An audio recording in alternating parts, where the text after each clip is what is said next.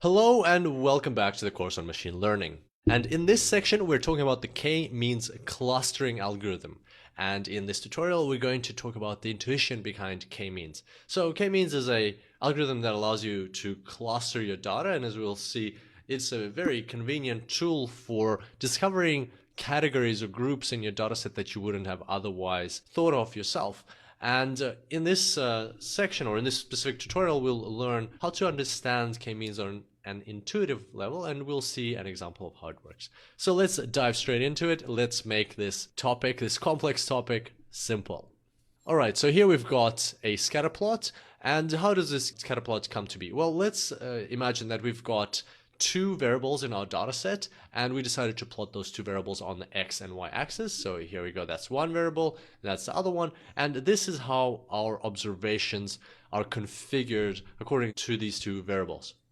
So the question here is, can we identify certain groups among our variables, and how would we go about doing it? Can we maybe identify this is one group and this is a second group, or maybe this is one group, the second, or maybe there's 4 groups or 5 groups, maybe there's 3 groups. How do we identify the number of groups? How do we identify the groups themselves? So what the k-means does for you is it takes out the complexity from this decision-making process and allows you to very easily identify those clusters. Are actually called clusters of data points in your data set. So there we go. In this case, we have 3 clusters. And of course, this is a very simplified example. We only have 2 dimensions here, so 2 variables. K-means can work with a multi-dimensional object, so it can work with 3, 4, 5, 10 dimensions. This example is just for illustrational purposes so that we can visually see what's going on, but in reality they can be as many as 10, 100, any number of variables, and k-means will do that complex calculation for you. So it's an algorithm designed to find these clusters for you.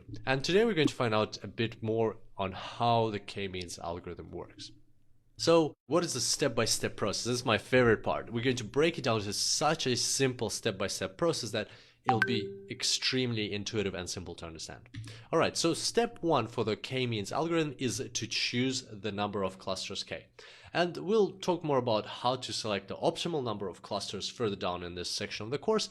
But for now, let's imagine that we've agreed on a number of clusters for a certain challenge. And let's say we've agreed that there's 3 clusters, or there's 5 clusters, or 2 clusters.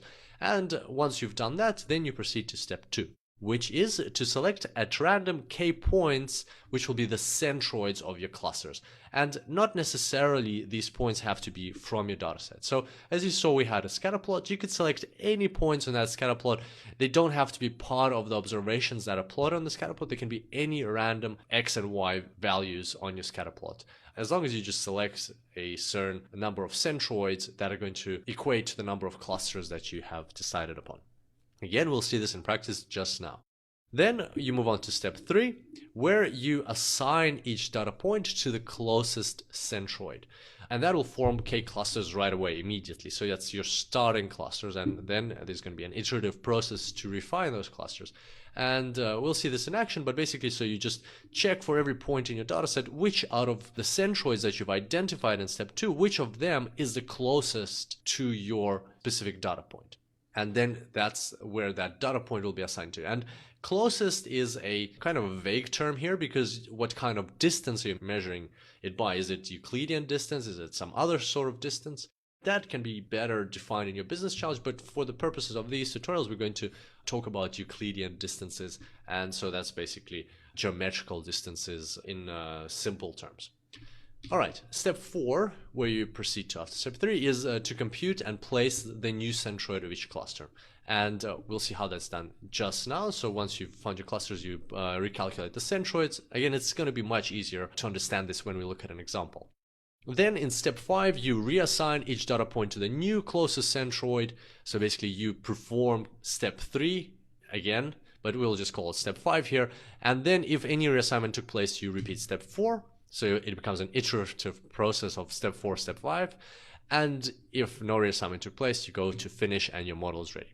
I know this might seem a bit complex, but let's go through a visual example now so that we understand this on a very intuitive level. And then you can always reference this slide or this step-by-step rule further down when you're actually performing k-means clustering, or when you want to understand how it's happening and what's happening in the background of k-means clustering. So this slide will be a great reference point after we discuss this visual exercise that we're going to have just now.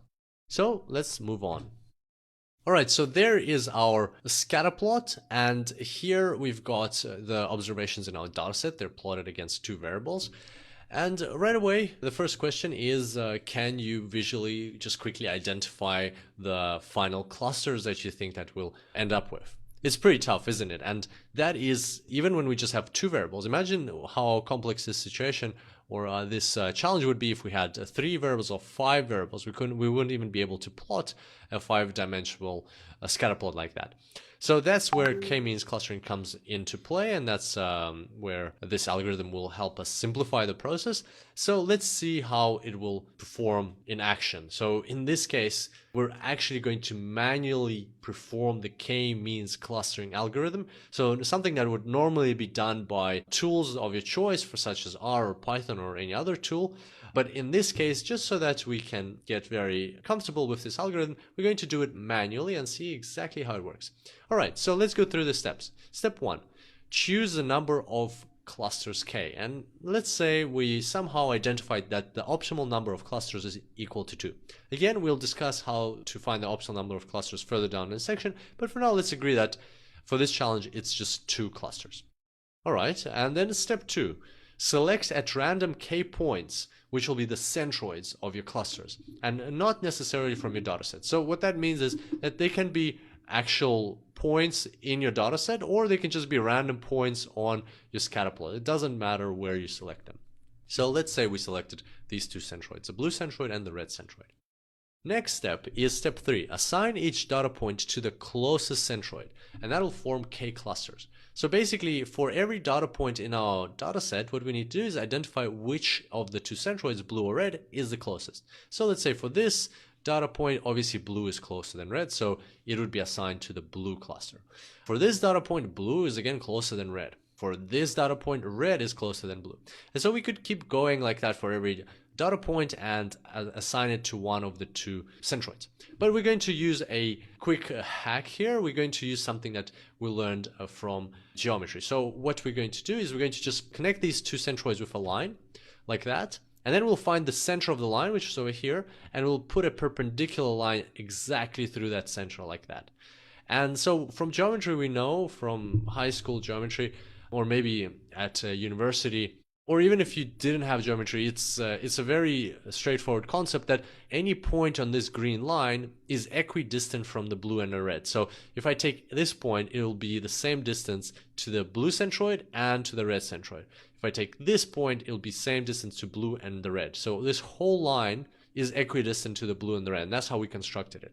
And so based on that, it now is obvious that any of our points on the scatter plot above the green line is closer to the blue, and any of the points below the green line is closer to the red. And that's how we're going to just color our points. It's a very quick way of coloring them.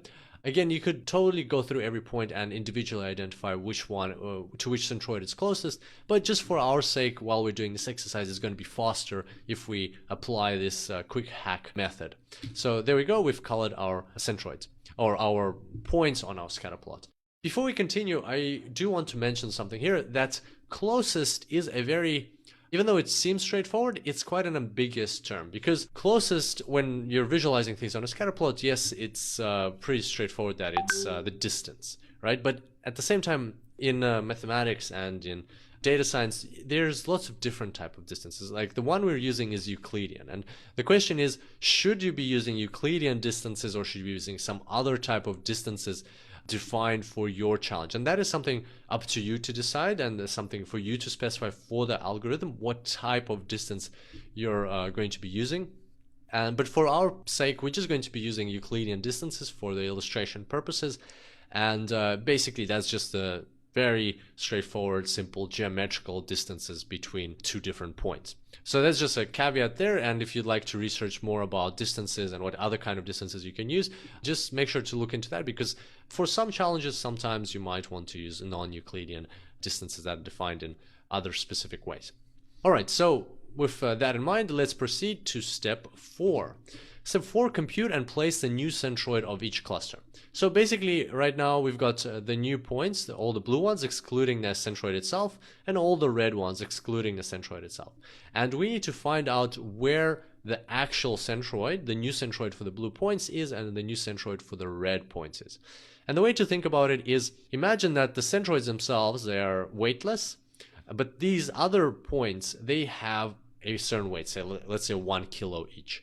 Then you need to find the center of mass or the center of gravity of these centroids, and you need to pinpoint it on your scatter plot. So for the blue cluster, it'll be somewhere here.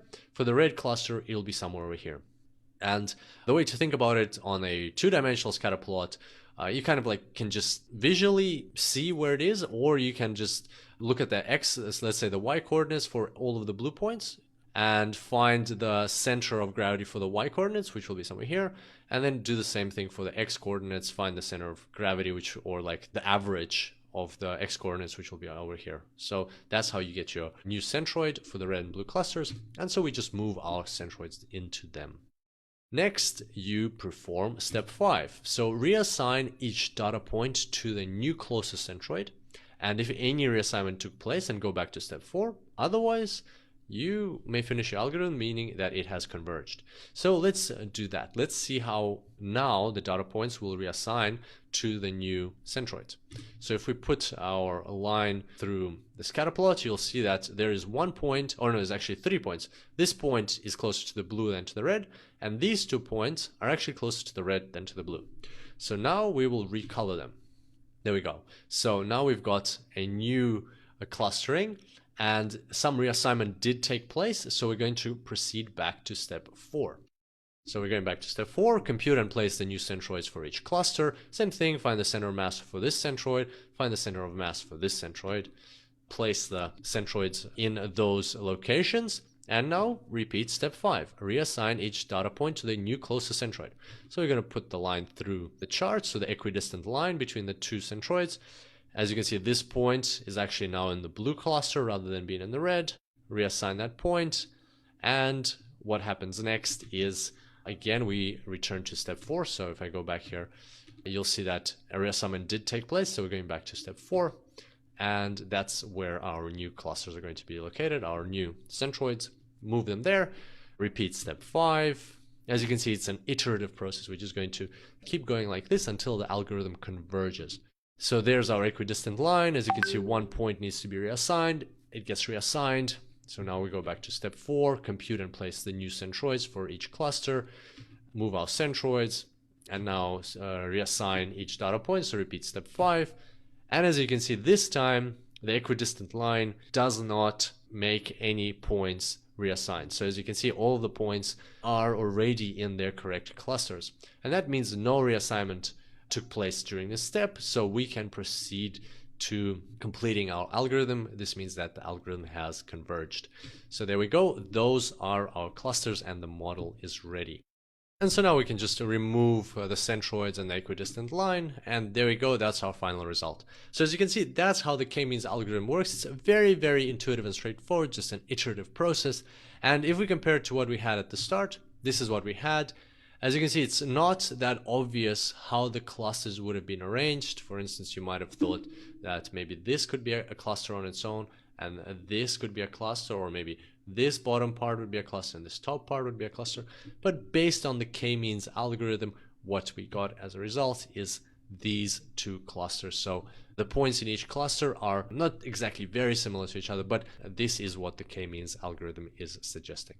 Hopefully you enjoyed this tutorial, and hopefully now we've demystified the k-means algorithm and we've broken it down into simple terms. And I look forward to seeing you in the next tutorial. Until then, enjoy machine learning.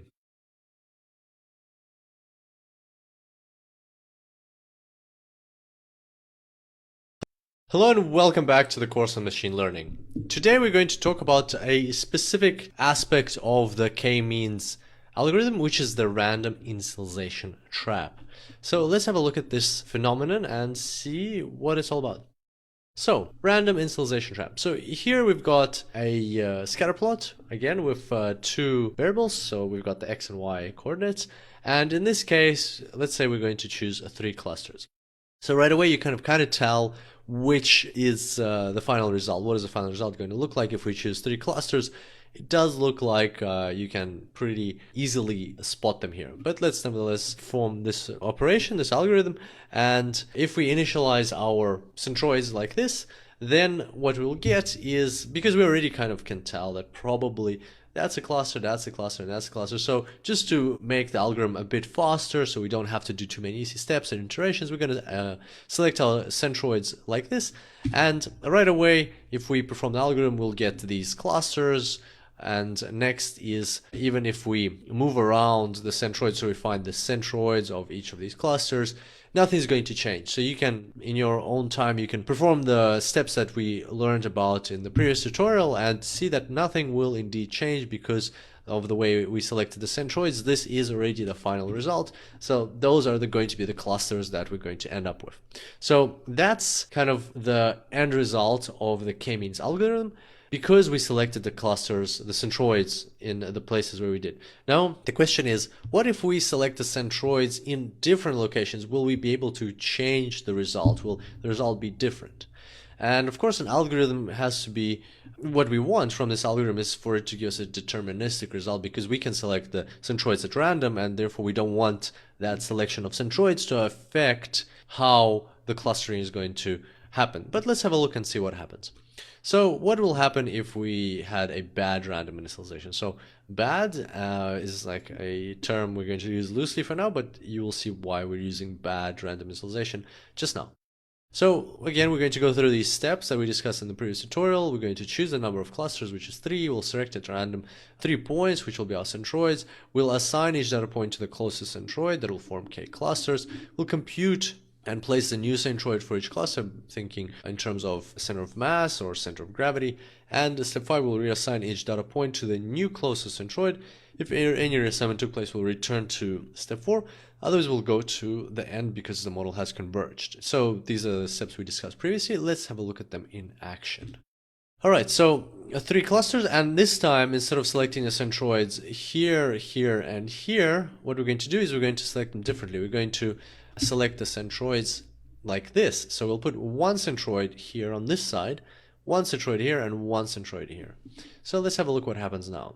If we draw a line, so this time we have 3 clusters of 3 centroids, but the principle is kind of the same. We still have a point which is equidistant from all 3 of them. So this point over here is the same distance from all 3. And then this line is equidistant from these 2, this line is equidistant from these 2, this line is equidistant from these 2. Again, this is not part of the algorithm. As part of the algorithm, you would just take each individual point, you look at this point, and you would see which centroid is the closest. So this time is green, you'd color it green. This one you check again, you'd color it green. This one you check again, color it green, and so on. Then this one is the closest to red, you'd color it red, and so on. But just to make things easier for ourselves, we're going to use this little hack. We're going to use these lines to say anything in this part of the chart is going to be closest to red, just because these are equidistant lines. Anything in this part of the chart is going to be green, anything in this part of the chart is going to be blue. It'll just save us time. So based on this method, we can tell right away that this is the red cluster for now, this is the blue, this is the green. So now we've assigned each data point to the closest centroid. That's great. Now we're going to move on to step 4, and we're going to move these clusters. So we're going to recalculate, compute, and place the new centroids for each cluster. So there we can see that that is probably the center of mass for the red points. That's the one for blue points. That's the one for green points. So we move our centroids to the new locations. And now we're going to perform step 5. We're going to reassign each data point to the new closest centroid. So again, we're going to use that quick hack with the lines. Let's see how the lines will look like this time. There's our new equidistant point, and these are the equidistant lines. So this time you can see that nothing will change. The red points are all already in the red corner, blue points are in the blue corner, and green points are in the green corner. So nothing is going to change. There will be no reassignment, so we don't go to step 4. We instead go to finalizing the algorithm because it has converged. So there we go. That is our model. It is ready. And as a result, we have these 3 clusters. Now, these 3 clusters are different to what we saw at the start. So let's have a look. This is what we saw at the start. We're going to call them the true three clusters, because you can tell just from the chart, you can tell that these points would most likely form a cluster, these would form a cluster, and these would form a cluster. Just by looking at it, you can intuitively tell that is the case. This is what we got at the start of the tutorial, and this is what we got now. So you can see that the three clusters are different, and therefore what we have is a situation or a phenomenon where the selection of the centroids at the very start of the algorithm can potentially dictate the outcome of the algorithm. And that's not a good thing, because the centroids are selected at random. So how do you combat this? How do you battle this? Well, the answer is actually not as straightforward. There is a addition or a modification to the k-means algorithm that allows you to correctly select the centroids. And the solution here is the k-means plus algorithm. Now, at the same time, I wanted to mention that we're not actually going to delve deeply into the k-means plus algorithm and how it's structured. You can definitely read up more about it on Wikipedia or other sources. It is quite a involved approach in how that selection occurs. But the good news is that all of this happens in the background. So the k-means plus happens either in R or Python or whatever tool you're using. You don't need to actually implement it. So it's just a good idea to be aware of this issue, that there's a true cluster result that you're after, and there can be some false or some non-desirable clustering results, clustering outcomes of the k-mean clustering algorithm. It's good to be aware of that issue, and it's also good to know that the tools that you use will be, or make sure that the tools you're using are going to be implementing that specific selection of the random centroids at the very start, so that you get the good result. So definitely, if you are more interested to learn more about the k-means plus algorithm, definitely read up about it. But otherwise, it's not something that you really have to worry about. It's just something that you need to keep in mind and make sure or be confident that the tools you're using are bypassing this initialization trap. So hopefully you enjoyed today's tutorial, and I look forward to seeing you next time. Until then, enjoy machine learning.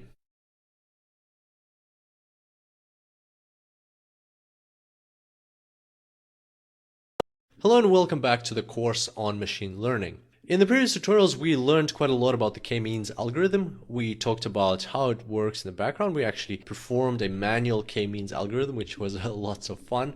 Then we talked about the random initialization trap and what the k-means plus is. And in all of those scenarios, we kind of worked with a predetermined number of clusters, whether it was 2 clusters or 3 clusters. And we talked about somehow finding out the correct number of clusters for a given data science problem. In today's tutorial, we're actually going to talk about the algorithm behind finding out the right number of clusters. So we'll learn how to decide what number of clusters to input into your k-means algorithm. So let's get straight into it. Here we've got a challenge or a data science problem. Again, we've got only 2 variables, the x and y coordinates. Just for simplicity's sake, in reality it can be any number of columns or variables. And here we've got the scatter plot representing our data set. Now if we run the k-means clustering algorithm on this data set with 3 clusters, or with k predetermined to be 3, then the result will look something like this. And not just something like this, but exactly like this. We've got the 3 clusters that have been identified, and we already know that we would need to run the k-means plus algorithm just to avoid the random initialization trap. But again, for simplicity's sake, we're just going to call it the k-means algorithm.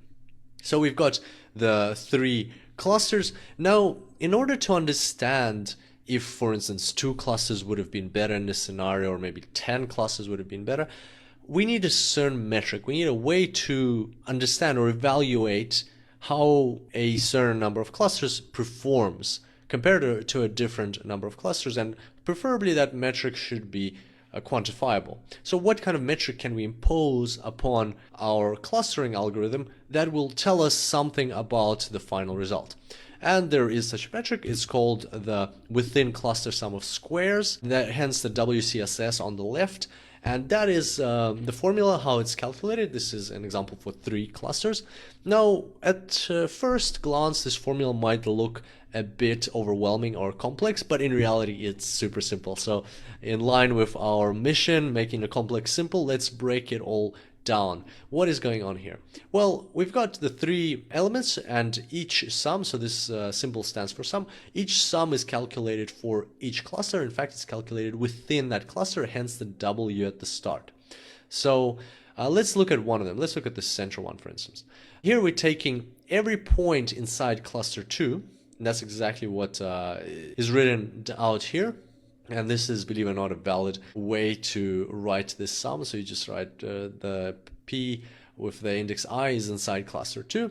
And we're going to take a sum across those points. And what we're summing is the distance between each point inside cluster 2 and the centroid of cluster 2. And then we're squaring that distance. So we're taking the sum of those squared distances. So now if we have a look at our chart, I'm going to keep the WCSS on the left. So for instance, for cluster 2, there it is. We're taking the centroid and we're calculating the distance to every single point. So to that point, then we're squaring it. To that point, then we're squaring it. To that point, then we're squaring it. To that point, we're squaring it, and so on. So we're taking the square, the sum of all the squares of all these distances, and we're summing it. And then we're doing that. So we're doing that for the first cluster, we're doing that for the second cluster, and we're doing that for the third cluster as well. And so as a result, we get this total sum, so the full sum, and that is going to be our metric. And actually, it's quite a good metric in terms of understanding or comparing the goodness of fit between 2 different k-means clusterings. And how do we know that? Well, let's have a look. Let's rewind back to when we had one cluster. Let's see how that metric WCSS is going to change as we increase the number of clusters. All right, so there is our chart with just the one cluster. As you can see, that is our centroid, and for every single point we have to measure the distance between that point and the centroid. Then we have to square that distance, and then we'll have to add all those distances up.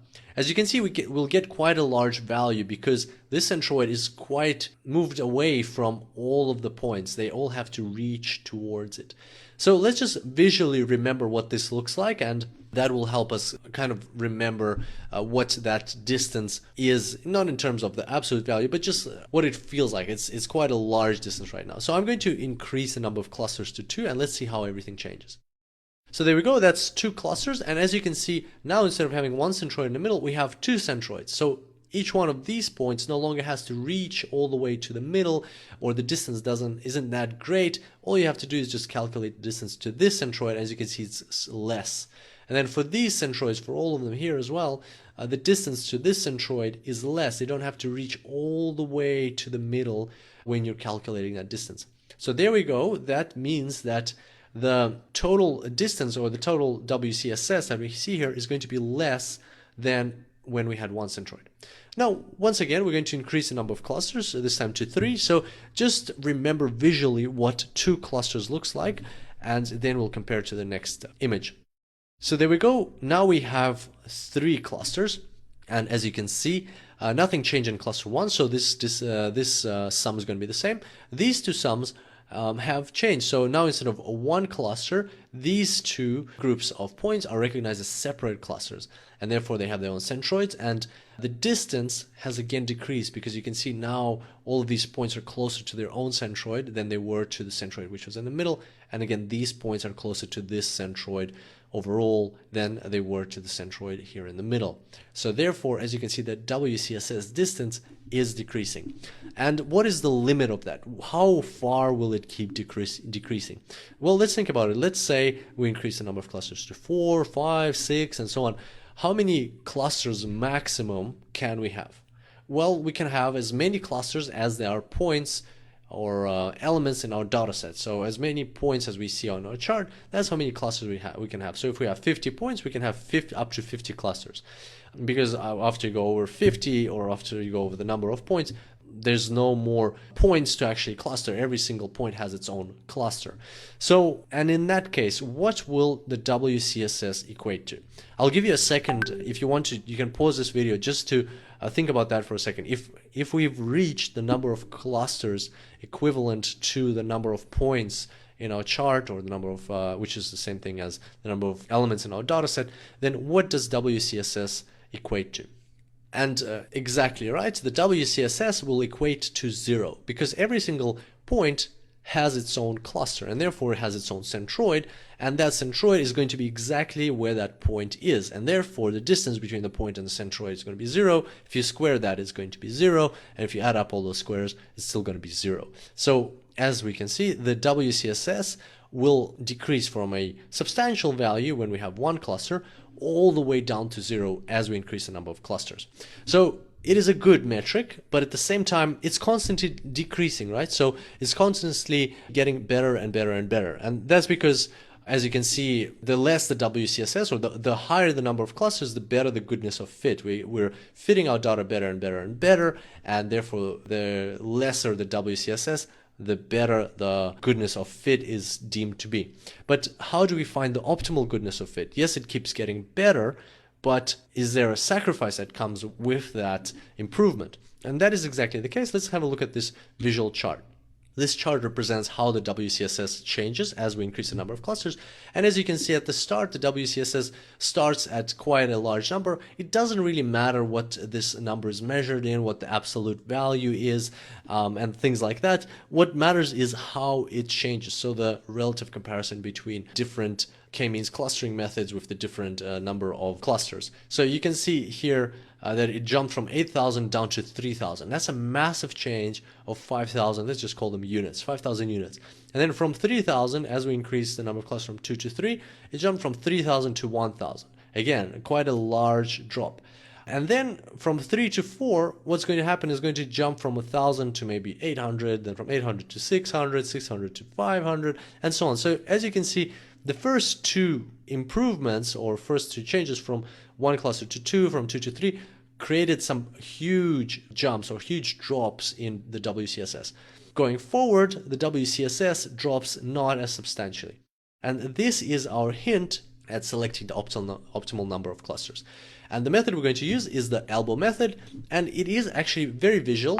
All you have to do is look at your chart and look for that change, or that kind of, like, it does look like an elbow. Look for that elbow in your chart where the drop goes from being quite substantial to being not as substantial, the improvement is not as great. And therefore that point in your chart is going to be the optimal number of clusters. In this case, it is indeed 3 clusters that is the optimal number.